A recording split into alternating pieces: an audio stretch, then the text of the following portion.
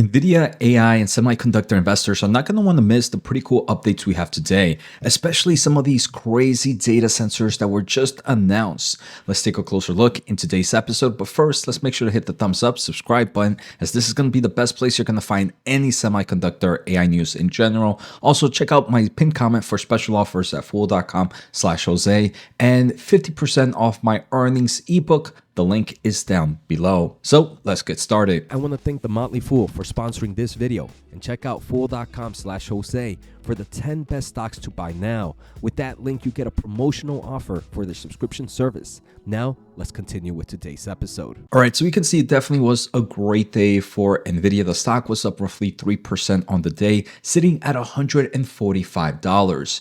Now, I think there's a lot of AI news coming out today that's impacting the overall market. And even though these are daily Nvidia episodes, we look at so many different companies, and I promise you're gonna learn more than just Nvidia. So make sure to stay watching.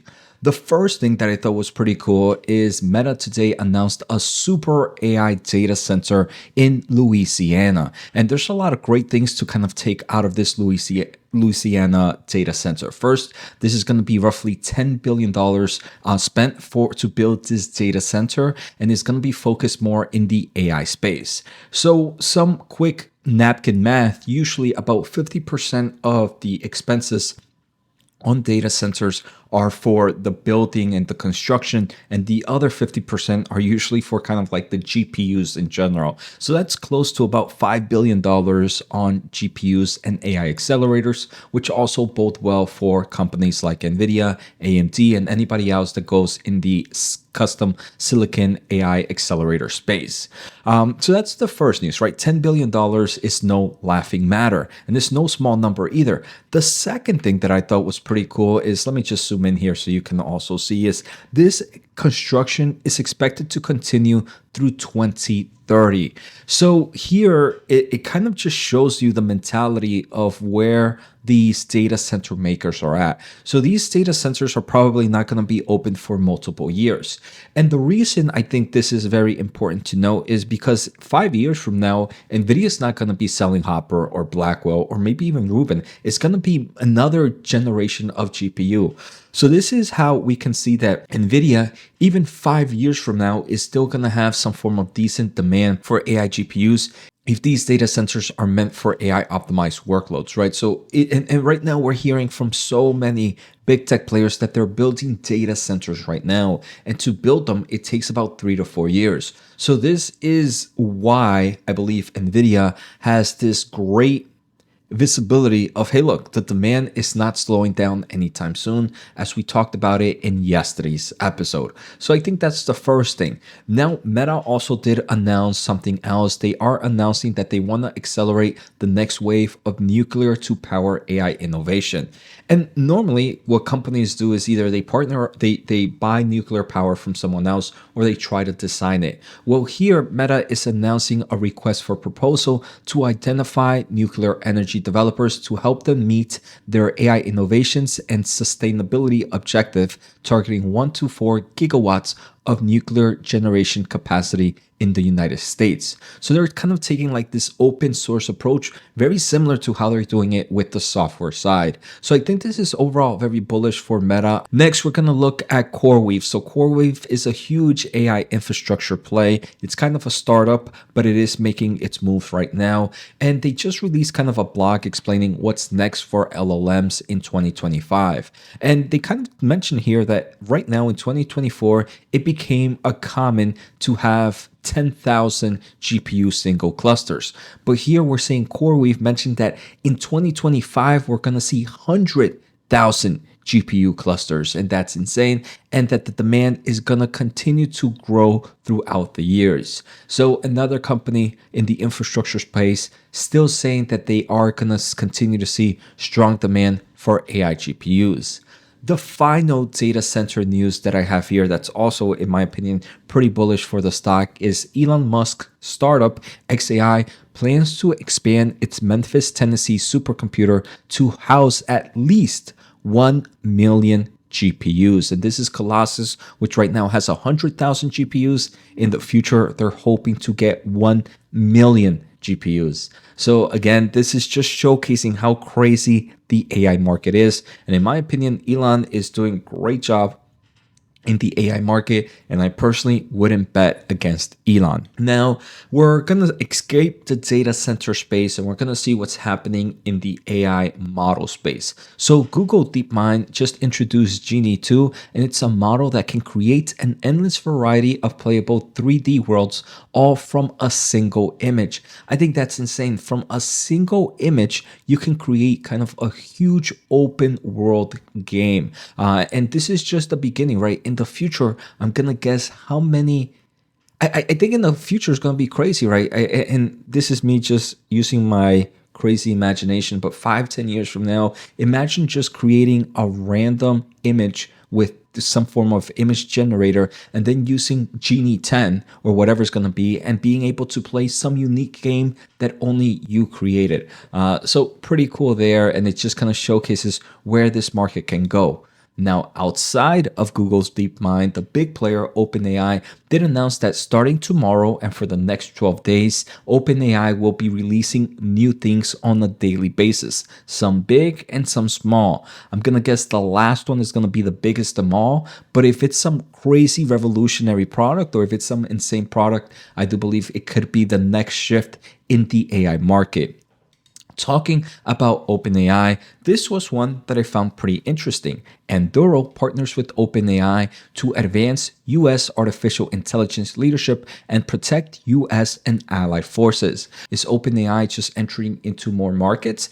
Because this is going to be pretty interesting to see how OpenAI is now entering kind of the Department of Justice, national securities market, Department of Defense, not Department of Justice, DoD products. So pretty cool here. And again, me being a US citizen, I'm really excited that the United States right now is leading in the AI market thanks to companies like OpenAI, thanks to XAI, and thanks to Google DeepMind. So I think as long as that continues and innovation stays in here, we're going to be in a really, really great place. Now, before we finish off with Nvidia, I want to take a closer look at AMD.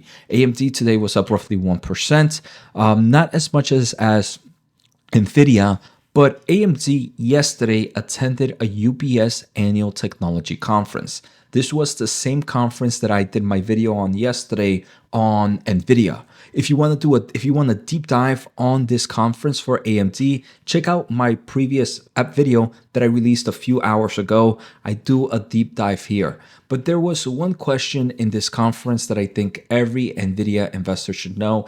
And it was, hey, AMD, how are you planning on combating Nvidia? How can you beat Nvidia? And AMD gave a great answer.